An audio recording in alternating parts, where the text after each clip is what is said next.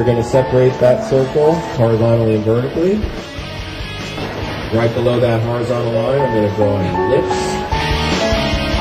On the bottom half of that circle, I'm going to draw a curved line to represent a smile.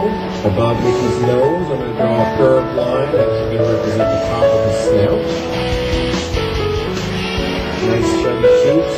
He's going to go right outside of that original circle and come back to the bottom of the circle. On either side of the vertical line, I am going to draw 2 ellipses. Within those, I'm going to draw 2 circles. Top half of the circle, another big circle shape. That's the mask. A little widow's peak at the top of Mickey's head. And then ears.